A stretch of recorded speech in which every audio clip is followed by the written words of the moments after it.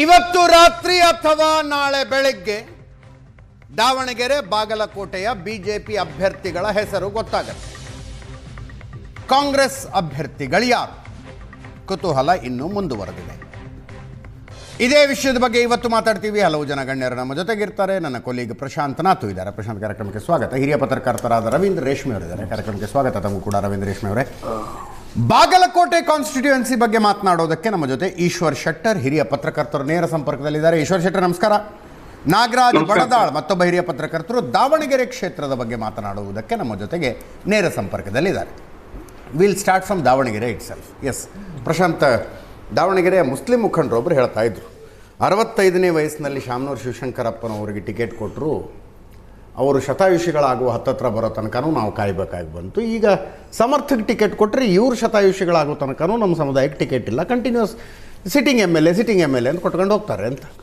ಅದೇ ರೀತಿ ಈಗ ಶಿವಶಂಕರಪ್ಪನವರು ಅವರಾದಮೇಲೆ SS ಮಲ್ಲಿಕಾರ್ಜುನ್, ಅದಾದಮೇಲೆ ಪ್ರಭಾ ಮಲ್ಲಿಕಾರ್ಜುನ್ ರಾಜಕಾರಣಕ್ಕೆ ಬಂದರು. ಹೌದು. ಶಾಮನೂರು ಶಿವಶಂಕರಪ್ಪನವರು ಕುಟುಂಬದಿಂದ ಒಬ್ಬರೇ ಸ್ಪರ್ಧಿಸ್ತಾ ಇದ್ರು ಮೊದಲು. ಈಗ 2 ಕ್ಷೇತ್ರಗಳನ್ನು ಉತ್ತರ ದಕ್ಷಿಣ ಸ್ಪರ್ಧಿಸ್ಲಿಕ್ಕೆ ಆರಂಭಿಸಿದರು. ಅದಾದಮೇಲೆ ಮೊನ್ನೆಯ ಲೋಕಸಭಾ ಚುನಾವಣೆಯಲ್ಲಿ ಪ್ರಭಾ ಮಲ್ಲಿಕಾರ್ಜುನ್ ಬಂದರು, ಸಿದ್ದೇಶ್ವರ ಪತ್ನಿಯನ್ನು ಸೋಲಿಸಿ ಸಂಸದರು ಕೂಡ ಆದರು. ಈಗ ಅಲ್ಲಿನ ಮೊದಲ ಬಾರಿ ನನಗನ್ಸುತ್ತೆ ಶಾಮನೂರು ಶಿವಶಂಕರಪ್ಪ ಕುಟುಂಬದ ವಿರುದ್ಧ ಕಾಂಗ್ರೆಸ್ನಲ್ಲಿ ತುಂಬ ಜನ ತೊಡೆ ತಟ್ಟಿದ್ದಾರೆ. ಬಹಿರಂಗವಾಗಿ ತೊಡೆ ತಟ್ತಾ ಇರತಕ್ಕಂಥದ್ದು ಮೊದಲ ಬಾರಿ. ಅಂದರೆ ಈ ಪ್ರಮಾಣದಲ್ಲಿ ಬಹಿರಂಗವಾಗಿ ಬಂದು ಯಾವುದೇ ಕಾರಣಕ್ಕೂ ಇರೋ ತನಕ ಅಸಮಾಧಾನ ಇತ್ತೋ ಏನೋ, ಬಟ್ ಈ ಪರಿ ಕಾಣಿಸ್ತಿರಲಿಲ್ಲ. ತುಂಬ ಜನರಿಗೆ ಅಸಮಾಧಾನ ಇತ್ತು. ತುಂಬ ಜನರ ಪೊಲಿಟಿಕಲ್ ಕರಿಯರ್ಗಳು ಕೂಡ ಹೋದವು. ಶಿವಶಂಕರಪ್ಪನವ್ರನ್ನ ಎದುರು ಹಾಕ್ಕೊಂಡು ದಾವಣಗೆರೆ ಚಿತ್ರದುರ್ಗದಲ್ಲಿ ಪೊಲಿಟಿಕ್ಸ್ ಮಾಡಲಿಕ್ಕೆ ಆಗಲ್ಲ, ಕಾಂಗ್ರೆಸ್ ಹೈಕಮಾಂಡ್ ಅದನ್ನು ಎಂಟರ್ಟೈನ್ ಮಾಡಲ್ಲ ಅನ್ನುವ ಕಾರಣಕ್ಕೋಸ್ಕರ ಅನೇಕರ ಪೊಲಿಟಿಕಲ್ ಕರಿಯರ್ಗಳು ಹೋದವು. ಆದರೆ ನನಗನ್ಸುತ್ತೆ ನೋಡಿ, ದೊಡ್ಡ ಮರ ಬಿದ್ದ ನಂತರ ಆ ಬಂಡಾಯ ಏನು ಚಿಗುರುತ್ತೆ, ಅದು ನಿಶ್ಚಿತವಾಗಿ ದಾವಣಗೆರೆಯಲ್ಲಿ ನೋಡ್ಲಿಕ್ಕೆ ಸಿಗ್ತಾ ಇದೆ. ಬಟ್ ನನಗೆ ಅಂದರೆ ಮುಸ್ಲಿಂ ಅಭ್ಯರ್ಥಿಗೆ ಟಿಕೆಟ್ ಕೊಡಬೇಕಾ ಅಥವಾ ಶಾಮನೂರು ಫ್ಯಾಮಿಲಿಗೆ ಟಿಕೆಟ್ ಕೊಡಬೇಕಾ ಅಂತಕ್ಕಂಥ ಪಾಲಿಸಿ ಡಿಸಿಷನನ್ನು ಹೈಕಮಾಂಡ್ ಮಾಡಬೇಕಾಗತ್ತೆ. ಅದರಲ್ಲಿ 2-3 ಪೇಚ್ಗಳಿವೆ. ಒಂದು, ಮಲ್ಲಿಕಾರ್ಜುನ್ ಖರ್ಗೆ ಮತ್ತು ಶಾಮನೂರು ಶಿವಶಂಕರಪ್ಪ ಕುಟುಂಬ ತುಂಬ ಆತ್ಮೀಯರು. ಆ ಕಾರಣದಿಂದ ಏನೇ ಆದರೂ ಕೂಡ ಅಲ್ಲಿ ಏನು ನಿರ್ಣಯ ತೆಗೆದುಕೊಳ್ತಾರೆ. ಜೊತೆಗೆ ಸಿದ್ದರಾಮಯ್ಯನವರು ಕೂಡ ಆತ್ಮೀಯರಿದ್ದಾರೆ. ಬಟ್ ಸಿದ್ದರಾಮಯ್ಯನವರ ಬಲಗೈ ಬಂಟ ಜಮೀರ್ ಅಹ್ಮದ್ ಖಾನ್ ಮುಸ್ಲಿಂ ಅಭ್ಯರ್ಥಿಗೆ ಕೊಡಬೇಕು ಅಂತಕ್ಕಂಥ ಹಠ ಹಿಡಿದಿದ್ದಾರೆ. ಹೌದು, ಅದು ಇದೆ ಅಲ್ಲಿ. ಹೌದು. ಈಗ ಅಬ್ದುಲ್ ಜಬ್ಬಾರ್ ಹೆಸರನ್ನ ಹೇಳ್ತಿರ್ತಕ್ಕಂಥವ್ರು ಯಾರು? ಜಮೀರ್ ಅಹ್ಮದ್ ಖಾನ್ ಹೇಳ್ತಿದ್ದಾರೆ. ಮುಸ್ಲಿಮರಲ್ಲೂ 2 ಬಣಗಳಿವೆ. ಏನು ಜಬ್ಬಾರ್ಗೆ ಎಲ್ಲರೂ ಕೂಡ ಏನು ಸಪೋರ್ಟಿವ್ ಅಂತಕ್ಕಂಥದ್ದಿಲ್ಲ. ಶಾಮನೂರ್ ಪುತ್ರನಿಗೆ ಕೊಟ್ಟರೆ ಮುಸ್ಲಿಂ ಸಮುದಾಯ ಬೆಂಬಲ ಕೊಡಲ್ಲ ಅಂತಕ್ಕಂಥದ್ದನ್ನು ಕಾಂಗ್ರೆಸ್ ನಾಯಕರು ಹೇಳ್ತಿದ್ದಾರೆ. ಬಟ್ ಈಗ ನಿನ್ನೆ ಅದನ್ನು ಕಳಿಸಿದ್ಯಾಕೆ ಅಂತಂದರೆ to gauge the situation. Manjunath Bhandari, HM Revanna ಇವರೆಲ್ಲರೂ ಹೋಗಿ ಟು ಗೇಜ್ ದ ಸಿಚುವೇಶನ್, ಏನಾಗ್ಬೋದು ಯಾರಿಗೆ ಕೊಟ್ಟರೆ ಅಂತಕ್ಕಂಥದ್ದು. ನನಗನ್ಸುತ್ತೆ ಈ ಪರಿಸ್ಥಿತಿಯಲ್ಲಿ, ಯಾಕಂದರೆ ಇದು ದಾವಣಗೆರೆಯಲ್ಲಿ ಕಳೆದ 2-3 ವರ್ಷಗಳಲ್ಲಿ ನೋಡ್ಲಿಕ್ಕೆ ಸಿಗ್ತಾ ಇದೆ. ಮೊದಲು ಈ ಪ್ರಮಾಣದ ಈಗ ವಿರೋಧ ಇತ್ತು. ತುಂಬ ಜನ ಶಾಮನೂರು ಶಿವಶಂಕರಪ್ಪನವ್ರಿಗೇನು ವಿರೋಧ ಮಾಡಿಲ್ವಾ? ಲಿಂಗಾಯತ್ ಸಮುದಾಯದವರೇ ಅನೇಕರು ವಿರೋಧ ಮಾಡಿದರು. ಅಲ್ಲಿ ಲಿಂಗಾಯತ್ರಿಗೆ ಕೊಡಬೇಡಿ ಲೋಕಸಭಾ ಟಿಕೆಟ್, ಕುರುಬ್ರಿಗೆ ಕೊಡಿ, ಗೆಲ್ಲಿಕ್ಕೆ ಈಸಿ ಆಗುತ್ತೆ ಅಂತಕ್ಕಂಥದ್ದನ್ನು ಕೂಡ ಹೇಳಲಾಗಿತ್ತು. ಆದರೆ ನನಗನ್ಸುತ್ತೆ ಸಿದ್ದೇಶ್ ಕುಟುಂಬದ ವಿರುದ್ಧ BJPಯ ಬಂಡಾಯದನ್ನು ನೋಡಿಕೊಂಡು ಕಾಂಗ್ರೆಸ್ನಲ್ಲೂ ಕೂಡ ಈ ಬಂಡಾಯ ತುಂಬ ವೋಕಲ್ ಆಗಿ, ವಿಸಿಬಲ್ ಆಗಿ ಕಾಣ್ತಾ ಇದೆ. ಕಾಂಗ್ರೆಸ್ ಏನು ನಿರ್ಣಯ ತೆಗೆದುಕೊಳ್ಳುತ್ತೆ ಅನ್ನೋದ್ರ ಮೇಲೆ BJPಯ ಟಿಕೆಟ್ ಕೂಡ ನಿಂತಿದೆ. ಈ ಸಮರ್ಥಕ್ಕೆ ಟಿಕೆಟ್ ಕೊಟ್ಟರೆ ಏನಾಗುತ್ತೆ? ಕಾಂಗ್ರೆಸ್ ಮುಸ್ಲಿಂ ಓಟ್ ಹೊಡೆದವಾ? ಇದು ಒಂದು ವೇಳೆ ಶಾಮನೂರು ಮಲ್ಲಿಕಾರ್ಜುನ್ ನಾನು ಗೆಲ್ಸ್ಕೊಂಡು ಬರ್ತೀನಿ ಅಂತಕ್ಕಂಥ ಒಂದು ಏನಂತಾರೆ ಪ್ರಾಮಿಸನ್ನು ಹೈಕಮಾಂಡ್ಗೆ ಮಾಡಿ ಅಥವಾ ಕಮಿಟ್ಮೆಂಟನ್ನು ಹೈಕಮಾಂಡ್ ಮಾಡಿ ಆ ರೀತಿಯ ಸಿಚುವೇಶನ್ ಇದ್ದರೆ ನನಗನ್ಸುತ್ತೆ ಸಮರ್ಥಕ್ಕೆ ಟಿಕೆಟ್ ದೊರೆಯುತ್ತೆ.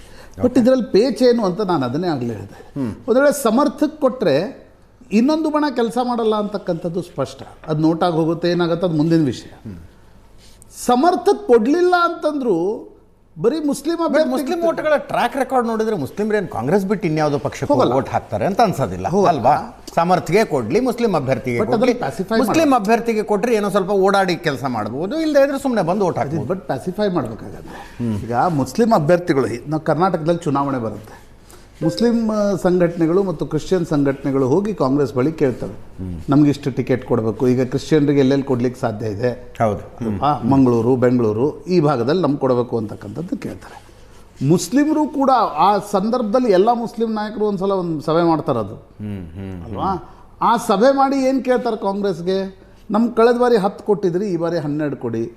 ಬಟ್ ನೀವು ನರೇಂದ್ರ ಮೋದಿ ಗುಜರಾತ್ನಲ್ಲಿ ಮುಖ್ಯಮಂತ್ರಿ ಆದ ಮೇಲೆ, ನರೇಂದ್ರ ಮೋದಿ ಪ್ರಧಾನಮಂತ್ರಿ ಆದಮೇಲೆ ಎಲ್ಲ ರಾಜ್ಯಗಳಲ್ಲಿ ಮುಸ್ಲಿಂ ಅಭ್ಯರ್ಥಿಗಳ ಗೆಲ್ಲುವ ಶೇಕಡಾವಾರು ಪ್ರಮಾಣ ಕಡಿಮೆ ಆಗಿದೆ ಚುನಾವಣೆಯಿಂದ ಚುನಾವಣೆಗೆ.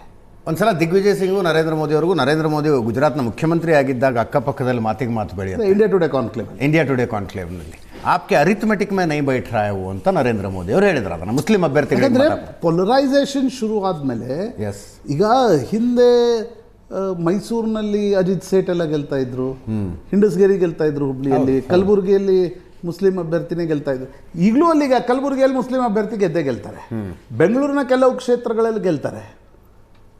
ಅಂದರೆ ಅರ್ಬನ್ ಸೆಂಟರ್ಸ್ನಲ್ಲಿ ಮುಸ್ಲಿಂ ಅಭ್ಯರ್ಥಿಗೆ ಟಿಕೆಟ್ ಈಗ ದಾವಣಗೆರೆ, ನಿಮಗೆ ರಾಯಚೂರು ನಗರ, ಕಲಬುರಗಿ, ಬೀದರ್ ಅಲ್ವಾ, ಈ ನಗರಗಳಲ್ಲಿ, ಹುಬ್ಳಿ, ವಿಜಾಪುರ, ಈ ನಗರಗಳಲ್ಲಿ ಮುಸ್ಲಿಂ ಅಭ್ಯರ್ಥಿಗೆ ಟಿಕೆಟ್ ಕೊಡಬೇಕು ಅಂತಕ್ಕಂಥದ್ದು ಒಂದಿತ್ತು. ನಿಧಾನವಾಗಿ ಪೊಲರೈಸೇಷನ್ ಪಾಲಿಟಿಕ್ಸ್ ಸ್ಟಾರ್ಟ್ ಆದಮೇಲೆ ಆ ಒಂದು ಮುಸ್ಲಿಂ ಅಭ್ಯರ್ಥಿ ಕೊಟ್ಟರೂ ನಮ್ಗೆ ಗೆಲ್ಲಿಸ್ಕೊಳ್ಳೋಕ್ಕಾಗಲ್ಲ, ಆ ಕಾರಣದಿಂದ ನಾವು ವಿಧಾನ ಪರಿಷತ್ನಲ್ಲಿ, ರಾಜ್ಯಸಭೆಯಲ್ಲಿ ಅಕಾಮಿಡೇಟ್ ಮಾಡಬೇಕು ಅಂತಕ್ಕಂಥ ಒಂದು ಪರಿಸ್ಥಿತಿ ಬಂತು. ಈಗ ದಾವಣಗೆರೆಯಲ್ಲಿ ಒಂದು ಹೊಸ ಪರಿಸ್ಥಿತಿ ಉದ್ಭವ ಆಗಿದೆ. ಈ ಜನರಲ್ ಇಲೆಕ್ಷನ್ಸ್ ಇದ್ದರೆ ನಾವೇನು ಇಷ್ಟು ಚರ್ಚೆ ಮಾಡ್ತಿರಲಿಲ್ಲ, ಇದು ಬೈ ಇಲೆಕ್ಷನ್ಸ್ ಆದ್ರಿಂದ ಮೀಡಿಯಾ ಫೋಕಸ್ಡ್ ಇದೆ. ಕರೆಕ್ಟ್. ಸೊ ಮುಸ್ಲಿಂ ಅಭ್ಯರ್ಥಿಗಳು ಅಥವಾ ಮುಸ್ಲಿಂ ನಾಯಕರು ನಮಗೆ ಟಿಕೆಟ್ ಕೊಡಿ, ಇದು ನಮ್ಮ ಕ್ಷೇತ್ರ ಅಂತ ಕೇಳ್ತಿರುವಾಗ, ತಥಾಕಥಿತ ಸೆಕ್ಯುಲರ್ ಪಕ್ಷ ಮುಸ್ಲಿಂ ಅಭ್ಯರ್ಥಿ ಕೊಡದೆ, ಇಲ್ಲ ನಾವು ಶಾಮನೂರ್ ಶಿವಶಂಕರ್ ನಾವು ಮಗನಿಗೂ ಮಂತ್ರಿ ಮಾಡಿದ್ದೀವಿ, ಸೊಸೆಗೂ ಲೋಕಸಭಾ ಸದಸ್ಯ ಮಾಡಿದ್ದೀವಿ, ಈಗ ಮೊಮ್ಮಗನಿಗೂ ಟಿಕೆಟ್ ಕೊಡ್ತೀವಿ ಅಂತ ಹೊರಟ್ರೆ ಆಗ ಮುಸ್ಲಿಂ ಸಮುದಾಯ ಏನನ್ನತ್ತೆ ಮತ್ತು ಇಡೀ ಅದು ಕರ್ನಾಟಕದಲ್ಲಿ ಹೆಂಗೆ ರಿವರ್ಬ್ರೇಟ್ ಆಗುತ್ತೆ, ಈ ಚಿಂತೆ ನಿಶ್ಚಿತವಾಗಿ ಕಾಂಗ್ರೆಸ್ಸಿಗೆ ಗೊತ್ತಿಲ್ಲ ಎಷ್ಟು ಮಟ್ಟಿಗೆ ಇಂಪ್ಯಾಕ್ಟ್ ಆಗುತ್ತೋ ಗೊತ್ತಿಲ್ಲ. ಕೇರಳದಲ್ಲೂ ವಿಧಾನಸಭಾ ಚುನಾವಣೆಗಳು ಘೋಷಣೆ ಆಗಿದ್ದಾವೆ, ಮುಸ್ಲಿಂ ಮೆಜಾರಿಟಿ ಸ್ಟೇಟ್, ಅದು ಟಾಕಿಂಗ್ ಪಾಯಿಂಟ್. ಟಾಕಿಂಗ್ ಪಾಯಿಂಟ್ ಆಗುತ್ತೆ. ಹಾಗಾಗಿ ಹೌದು, ಕೊಟ್ರೆ ಸಮರ್ಥಕ್ ಕೊಟ್ಟರು ಹೆಂಗ್ ಪ್ಯಾಸಿಫೈ ಮಾಡಬೇಕು, ಸಮರ್ಥಕ್ ಕೊಡದೆ ಹೋದ್ರೂ ಒಂದು ಹೊಸ ಪರಿಸ್ಥಿತಿ ಉದ್ಭವ ಆಗುತ್ತೆ. ಆಗ ಬಿಜೆಪಿ ಯಾರು ಕೊಡುತ್ತೆ? ಬಿಜೆಪಿ ಕಾಯ್ತಾ ಇದೆ. ಆಕ್ಚುಲಿ ನಿನ್ನೆ ಬಿಜೆಪಿಯ ಸಂಸದೀಯ ಮಂಡಳಿ ಸಭೆ ನಡೆದಿದೆ. ಆಲ್ರೆಡಿ ಅಲ್ಲಿ 3 ಹೆಸರುಗಳನ್ನು ಇವ್ರು ಕಳಿಸಿದ್ರು. ಓಕೆ, ಒಂದು ಲಿಂಗಾಯತ, ಒಂದು ನಾನ್ ಲಿಂಗಾಯತ. SC ಅಭ್ಯರ್ಥಿಗೂ ತಂದು ನಿಲ್ಲಿಸೋ, SC ST ಯಾವುದೋ ಒಂದು ಅಭ್ಯರ್ಥಿ ಇದೆ, ಈಗ ಅದನ್ನು ತಂದು ನಿಲ್ಲಿಸುವ ಸಾಧ್ಯತೆಗಳನ್ನು ಅಲ್ಲಗಳೆಯುವಂತಿಲ್ಲ. But BJP is waiting for Davangere. Congress ಯಾರು ಕೊಡುತ್ತೆ? ಕರೆಕ್ಟ್. ಶಾಮನೂರ್ ಕುಟುಂಬಕ್ಕೆ ಕೊಡುತ್ತಾ, ಮುಸ್ಲಿಮ್ಗೆ ಕೊಡುತ್ತಾ? ಮುಸ್ಲಿಮ್ಗೆ ಕೊಟ್ಟರೆ ಬಿಜೆಪಿಗೆ ಅನಿಸ್ತಾ ಇದೆ ನಮಗೊಂದು ವಿನಯ್ ಕುಮಾರ್ ಬಿಜೆಪಿ ಟಿಕೆಟ್ಗೋಸ್ಕರ ಸಿಕ್ಕಾಪಟ್ಟೆ ಪ್ರಯತ್ನ ಮಾಡ್ತಾ ಇದ್ದಾರೆ. ಒಂದು ವೇಳೆ ನಾನ್ ಲಿಂಗಾಯತ್ ಕೊಟ್ಟರೆ ವಿನಯ್ ಕುಮಾರ್ ಹೆಸರು ಬರ್ಬೋದು.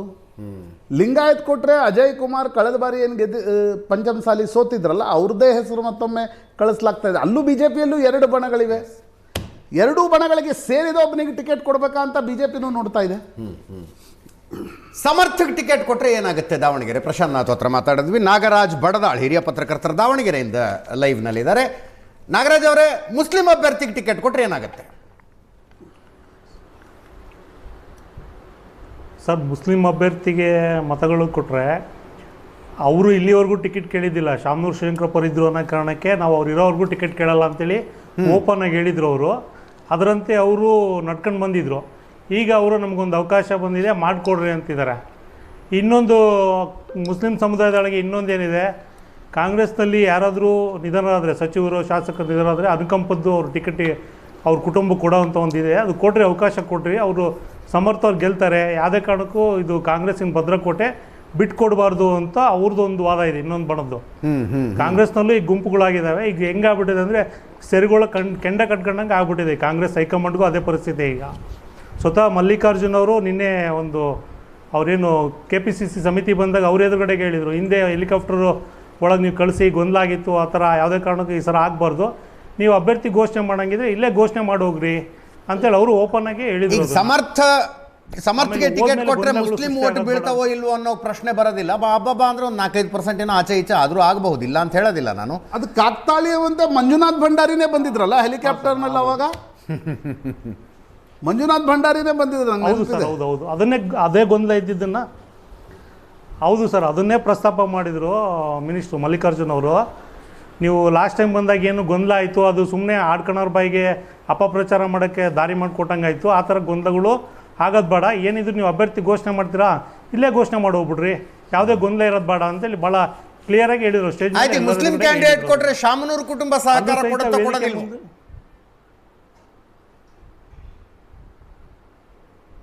ಅದು ಅವ್ರು ಕೊಟ್ಟರು ಮತದಾರರು ಕೊಡ್ಬೇಕಲ್ಲ ಸರ್. ಕಾಂಗ್ರೆಸ್ ಮತದಾರರು ಧ್ರುವೀಕರಣ ಆಗ್ಬೋದು. ಈಗ ಅಲ್ಲೇ ಎರಡು ಬಳಗಳಾಗಿದ್ದಾವೆ. ಇವ್ರಿಗೆ ಕೊಡಬೇಕು, ಸಮರ್ಥ ಅವ್ರಿಗೆ ಕೊಡಬೇಕು, ಶಾಮನೂರ್ ಅವ್ರ ಮೊಮ್ಮಗನಿಗೆ ಕೊಡಬೇಕು ಅಂತೇಳಿ ಒಂದು ಬಣದವರು ಪಟ್ಟಿಡ್ಕೊಂಡು ಕೂತ್ಕೊಂಡಿದ್ದಾರೆ. ಅವರು ಏನು ಶಾಮನೂರ್ ಶಂಕರಪ್ಪ ನಿಧನಾದ ಏನು ಕೈಲಾಸ ಸಮಾರಾಧನೆ ಮಾಡಿರಲಿಲ್ಲ, ಅವಾಗಿಂದನೂ ಅವ್ರದ್ದು ಒಂದು ಬಣದ್ದು ಬೇಡಿಕೆ ಇಟ್ಕೊಳ್ತಾನೆ ಬಂದಿದೆ. ಉಪಚುನಾವಣೆ ಬಂತಂದರೆ ಸಮರ್ಥ ಕೊಡಬೇಕು, ಇಲ್ಲ ಶಾಮನೂರ್ ಕುಟುಂಬದವ್ರಿಗೆ ಕೊಡ್ಬೇಕಂತ. ಈಗ ಸಮರ್ಥ ಹೆಸರು ಮುಂಚೂಣಿಯಲ್ಲಿ ಬರ್ತಿದೆ ಸರ್. ಈಗ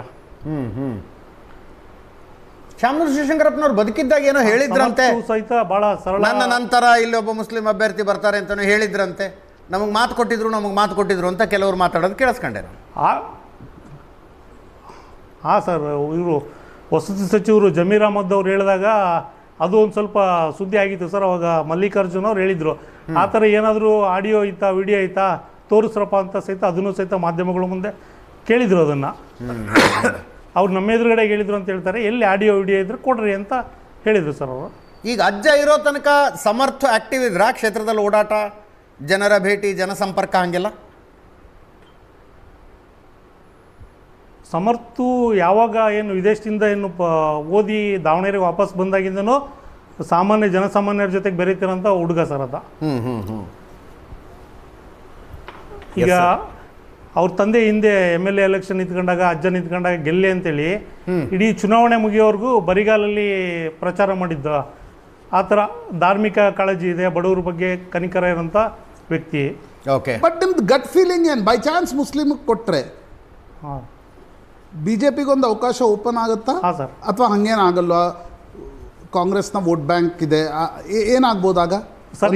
ಇಲ್ಲಿವರೆಗೂ ಈಗ BJP ಅವರು ಕಾಯ್ತಿದ್ದಾರೆ ಸರ್. ಈಗ ಅವರು ಟಿಕೆಟ್ ಯಾರಿಗೆ ಕೊಡ್ತಾರೆ ಅನ್ನೋದ್ರ ಮೇಲೆ ಅವ್ರು ಗೆಲ್ತೀವೋ ಬಿಡ್ತೀವೋ ಅಂತ ನಿರ್ಧಾರ ಮಾಡ್ತಾರೆ ಈಗ ಅವರು. ಓಕೆ, ಒಂದೇ ನಿಮಿಷ ರೀ ರವೀಂದ್ರ ರೇಷ್ಮೆ ಅವರೇ. ದಾವಣಗೆರೆ ಹಿಂಗೊಂದು ಏನು ತಿಕ್ಕಾಟಕ್ಕೆ ಬರುತ್ತೆ ಅನ್ನೋದು BJP ಇದನ್ನು ಕಾಂಗ್ರೆಸ್ ನಾಯಕರುಗಳಿಗೆ ಮೊದಲೇ ಗೊತ್ತಿತ್ತು.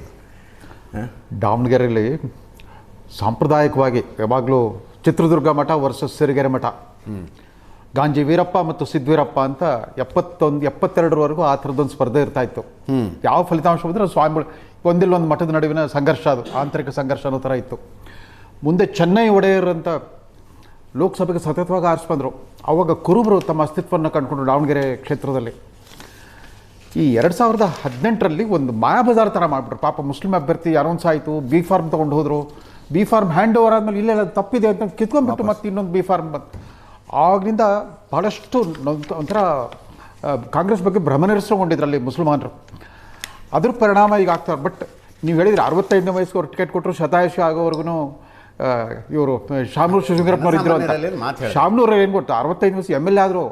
ಅದಕ್ಕಿಂತ ಮುಂಚೆ 45ನೇ ವಯಸ್ಸಿಂದ 20 ವರ್ಷ ಕಾಂಗ್ರೆಸ್ KPCCಗೆ ಪರ್ಮನೆಂಟ್ ಖಜಾಂಚಿ. ಅವ್ರು ಬರೀ ಕಾಂಗ್ರೆಸ್ನವ್ರು ನೋಡ್ಕೊಳ್ಳೋದಲ್ಲ, ಜಾರ್ಜ್ ಫರ್ನಾಂಡಿಸು, JH ಪಟೇಲು ಅವ್ರು ಎಲ್ರಿಗೂ ಹಿತೈಷಿ ಆಗಿದ್ರು ಆ ಕಾಲದಲ್ಲಿ. ಜಾಫರ್ ಶರೀಫು ಭಾಳ ವಿಚಿತ್ರವಾದ ಅಜಾತ ಶತ್ರು ಥರ ಇರ್ತಿದ್ರು. ಆಮೇಲೆ ದಾವಣಗೆರೆ ನಗರಕ್ಕೆ ಒಂದು ಐಡೆಂಟಿಟಿ ಕೊಟ್ಟರು. ಅದೆಲ್ಲ ಚರಿತ್ರೆ ಲೆಗಿಸಿ ಮುಗೀತು. ಬಟ್ ಈಗ ನೋಡಿ, ಎರಡೂ ಕ್ಷೇತ್ರದಲ್ಲೂ ಕಾಂಗ್ರೆಸ್ ಪಕ್ಷ ಕುಟುಂಬ ರಾಜಕಾರಣದ ಒಳಜಗಳದ ಧರ್ಮ ಸಂಕಟದಲ್ಲಿ ಸಿಕ್ಕಾಕೊಂಡ್ಬಿಟ್ಟಿದೆ. ಮೇಟಿ ಮಕ್ಕಳು, ಶಾಮನೂರು ಮೊಮ್ಮಕ್ಕಳು. ಇದೊಂಥರ ನೋಡಿ, ಕರ್ನಾಟಕದ ರಾಜಕಾರಣ ಇಷ್ಟಕ್ಕೆ ಬಂದು ನಿಂತ್ಕೊಂಡ್ಬಿಟ್ಟು. ಲೋಕಸಭಾ ಚುನಾವಣೆಯಲ್ಲಿ ಆಗಲಿ ನೋಡಿದ್ವಿ ಒಂದು ಸಾರಿ, ಕಾಂಗ್ರೆಸ್ಲಿ 13 ಕ್ಯಾಂಡಿಡೇಟ್ಸು ಅವರೆಲ್ಲ ಮಾತಾಡೋರೇ ದಡ್ರು ಅನ್ಸೋದಕ್ಕೆ ಶುರುವಾಗಿದೆ ಸರ್. ಎರಡು ಕಡೆ ತೀರಾ ಪಕ್ಷದ ಬಗ್ಗೆ ಮಾತಾಡ್ತೀವಿ, ಅಟ್ಲೀಸ್ಟ್ ಅತಿರೇಕಕ್ಕೆ ಹೋಗ್ಬಿಟ್ಟಿದೆ ಅದು. ಈ ಎರಡು ಕ್ಷೇತ್ರ ವಿಶೇಷವಾಗಿ ಎಲ್ಲ ಪಕ್ಷ ಈ ಎರಡು ಕ್ಷೇತ್ರಗಳಲ್ಲಿ ಈಗ ಒಂದು ಅರಣ್ಯ ರೋದನ ಅಷ್ಟೇ, ಕುಟುಂಬ ರಾಜಕಾರಣ. ಬಟ್ ಮುಸಲ್ಮಾನರು ಅವ್ರಿಗೆ ಬಹಳ ಬಹಿರಂಗವಾಗಿ ಈ ಥರ ಪ್ರತಿಭಟಿಸೋ ಸ್ಟೇಜಿಗೆ ಬಂದ್ರಿಗ. They are giving a voice to their frustration. ಅಷ್ಟು ರಾಷ್ಟ್ರಾದ್ಯಂತ 70% ತಮಗೆ ವೋಟ್ ಬ್ಯಾಂಕ್ ಅಂತ ಗೊತ್ತಿದ್ರು ಕೂಡ ಯಾವುದಾದ್ರು ಒಂದು ಪ್ರದೇಶ ಕಾಂಗ್ರೆಸ್ ಅಧ್ಯಕ್ಷ ಮುಸ್ಲಿಂ ಇದ್ದಾನೆ ಇಡೀ ದೇಶದಲ್ಲಿ? ಗುಲಾಂ ನಬಿ ಆಜಾದ್ ಬಿಟ್ಟು ಹೋದ್ಮೇಲೆ ಒಬ್ಬ ರಾಷ್ಟ್ರ ಮಟ್ಟದ ಮುಸ್ಲಿಂ ನಾಯಕ ಇಲ್ವೇ ಇಲ್ಲ. ಕಾಂಗ್ರೆಸ್ಗಾಗಲಿ ಇಂಡಿಯಾ ಮೈತ್ರಿಕೂಟಕ್ಕಾಗಲಿ ನಮ್ಮ ಜಮೀರ್ ಅಹಮದ್ ಸಾಹೇಬ್ರೆ ಈಗ ನ್ಯಾಷನಲ್ ಲೀಡರ್ ಕಾಂಗ್ರೆಸ್ಗೆ. ನಮ್ಮನ್ನು ಬಿಟ್ಟು ಯಾರು ಇನ್ಯಾರು ಓಟ್ ಹಾಕ್ತಾರೆ ಬಂದಿರ್ಬೇಕದು. ನಮ್ಮನ್ನು ಬಿಟ್ಟು ಇನ್ಯಾರು ಓಟ್ ಹಾಕ್ತಾರೆ. ಆಮೇಲೆ ಇನ್ನೊಂದು, ಅವರು ಮುಸ್ಲಿಮ್ಗೆ ಕೊಟ್ಟರು ಕೂಡ ಕುರುಬರು ಸಾಲಿಡ್ ಆಗಿ ಸಿದ್ದರಾಮಯ್ಯವರವರೆಗೂ ಕುರುಬರು ಮುಸ್ಲಿಮರು ಒಂದಾಗ್ಬಿಡ್ತಾರೆ. ದಲಿತರು ಕೂಡ ದೊಡ್ಡ ಸಮುದಾಯ. ಬಟ್ ಒಳ ಮೀಸಲಾತಿ ಪ್ರಭಾವ ಏನಾಗ್ತಾ ಇದೆ, ಇದ್ರ ನಡುವೆ ಇದೊಂದು ಸಂಕಟ ಸೇರ್ಕೊಂಡ್ಬಿಟ್ಟಿದೆ ಎರಡೂ ಪಕ್ಷಗಳು ಕೂಡ. ಒಳ ಮೀಸಲಾತಿಯಿಂದಾಗಿ ಬಿಜೆಪಿಗೆ ಸೆಟ್ ಬ್ಯಾಕ್ ಆಯಿತು ಅಂತ ಕೆಲವರು ಹೇಳ್ತಾರೆ ಲಾಸ್ಟ್ 2023. ಅದೇ ಥರ ಈಗ ಒಳ ಮೀಸಲಾತಿ ಸಿದ್ದರಾಮಯ್ಯನವ್ರಿಗೂ ಒಂದು ದೊಡ್ಡ ಇಕ್ಕಟ್ಟಿಗೆ ಸಿಕ್ಕಾಕೊಂಡ್ಬಿಟ್ಟಿದೆ. 27ನೇ ತಾರೀಕು ಏನೋ ಒಂದು ಅಖೈರ ನಿರ್ಧಾರ ಅನೌನ್ಸ್ ಮಾಡ್ತಾರೆ. ಅದ್ರ ಪರಿಣಾಮ ದಲಿತ ಓಟ್ಗಳು ಯಾವ ರೀತಿ ಹಂಚಿಕೆ ಆಗುತ್ತೆ? ನಾಗರಾಜ್ ಬಡದಾಳ್ ಅವರ ದಲಿತ ಓಟ್ ಪ್ಯಾಟರ್ನ್ ಏನಿದೆ ಅಲ್ಲಿ ನಿಮ್ಮ ಕ್ಷೇತ್ರದಲ್ಲಿ? ಸರ್ ಅಲ್ಲೇನಿಲ್ಲ ಸರ್, ಅವರು ಶಾಮನೂರು ಕುಟುಂಬದ ಪರವಾಗಿ ಇರೋದು ಸರ್ ಅವರೆಲ್ಲ. ಸೊ ಮುಸ್ಲಿಂ ಕ್ಯಾಂಡಿಡೇಟ್ ಆದರೆ ಅದೊಂದು ಅವರು ಈಗಲೂ ಚಿಂತೆ. ಸಹಿತ ಹೌದು ಸರ್, ಅವರು ಯಾವಾಗಲೂ ಈ ದಲಿತ ಸಮುದಾಯದವರು, ಪರಿಶಿಷ್ಟ ಜಾತಿಯವರು, ಪರಿಶಿಷ್ಟ ಪಂಗಡದವರು ಅವ್ರು ಯಾವತ್ತಿದ್ರೂ ಸಹಿತ ಶಾಮನೂರವ್ರ ಪರವಾಗಿದ್ದಾರೆ. ಓಕೆ. ಈಗ ಯಾಕೆಂದರೆ ಅದು 4 ಸರಿ ಶಾಮನೂರು ಶಂಕರಪ್ಪ 2008ರಿಂದನೂ 4 ಚುನಾವಣೆಯಲ್ಲಿ ಕಾಂಗ್ರೆಸ್ಸಿನ ಅಭೇದ್ಯ ಕೋಟೆ ಮಾಡ್ಕೊಂಡಿದ್ದರು. ಅಲ್ಲಿ ಸೋಲು ಯಾವತ್ತೂ ಕಾಣಲಿಲ್ದವರು. ಈ ವಿನಯ್ ಕುಮಾರ್ ಹೆಸರು ಜೋರಾಗಿ ಓಡ್ತಾ ಇದೆಯಲ್ಲ, ಬಿಜೆಪಿ ಟಿಕೆಟ್ ಕೊಡುತ್ತೆ ಅಂತ, ಏನಾಗುತ್ತೆ ವಿನಯ್ ಕುಮಾರ್ ಕ್ಯಾಂಡಿಡೇಟ್ ಆದರೆ? ಸರ್ ಈಗ ವಿನಯ್ ಕುಮಾರ್ ಹೆಸರು ಪ್ರಸ್ತಾಪ ಆಗ್ತಿರೋದ್ರಿಂದ ಏನು ದಾವಣಗೆರೆ ಜಿಲ್ಲೆಯಲ್ಲಿ ಕಳೆದ ಲೋಕಸಭೆ ಚುನಾವಣೆಯಿಂದ ಏನು ಗುಂಪುಗಳಾಗಿದ್ವಲ್ಲ ಬಿ ಜೆ ಪಿಲಿ, ಈಗ ಅವರು ನಮ್ಮಲ್ಲಿ ಯಾರಿಗಾದ್ರೂ ಕೊಟ್ಟು ಹೊರಗಡೆಯಿಂದ ಬಂದರಿಗೆ ಕೊಡಬೇಡ್ರಿ ಅಂತೇಳಿ ಧ್ವನಿ ಎತ್ತಿದ್ದಾರೆ. ಈಗ ಡೆಲ್ಲಿಗೆ ಹೋಗಿ ಅದನ್ನೇ ಒತ್ತಡ ಇರ್ತಿದ್ದಾರೆ ಈಗ ಅವರು. ಯಾರು ಎರಡೂ ಬಣಗಳು ಬೈಂಡಿಂಗ್ ಫ್ಯಾಕ್ಟರ್ ಆದರು ವಿನಯ್ ಅಂತ. ಹೌದು ಸರ್, ಹೌದು ಹೌದು ಹೌದು ಹೌದು. ಇಂಟ್ರೆಸ್ಟಿಂಗ್ ಇದೆ, ರಾಜಕಾರಣವೇ ಇಂಟ್ರೆಸ್ಟಿಂಗ್. ಈಗ ವಿನಯ್ ಕುಮಾರ್ ಹೆಂಗೆ ಹೆಸರು ಪ್ರಸ್ತಾಪ ಆಗ್ತಿದೆ ಅಂದರೆ ಆ ಗುಂಪುಗಳನ್ನು ಒಂದು ಮಾಡೋಕ್ಕೆ ಬಂದಂಗೆ ಆಯ್ತು ಈಗ. ಅದೇ ವಿನಯ್ ಕುಮಾರ್ ಗೆಲ್ಲೋ ಸಾಮರ್ಥ್ಯ, ವಿನೆಬಿಲಿಟಿ ಇರುವ ಅಭ್ಯರ್ಥಿ ಎರಡೂ ಕಡೆ ಡಿಮಾಂಡ್ ಇರುತ್ತೆ. ಎಸ್, ಎರಡೂ ಕಡೆ ಅಲ್ಲ, ಬರೀ ಕುರುಬ ಅಂತಲ್ಲ, ಎಸ್, ಹಾಂ ಸರ್, ಜೊತೆಗೆ ಗೆಲ್ಲೋ ಸಾಮರ್ಥ್ಯ ಸಾಕಷ್ಟಿದೆ ಅವ್ರಿಗೆ. Yes, thank you so much Nagaraj Badadal ಅವರೇ. ಈಶ್ವರ್ ಶೆಟ್ಟರೆ ತಮ್ಮನ್ನು ಮಾತಾಡ್ತೀನಿ, ಬಾಗಲಕೋಟೆ ವಿಷಯ ಆರಂಭಿಸ್ತೀವಿ.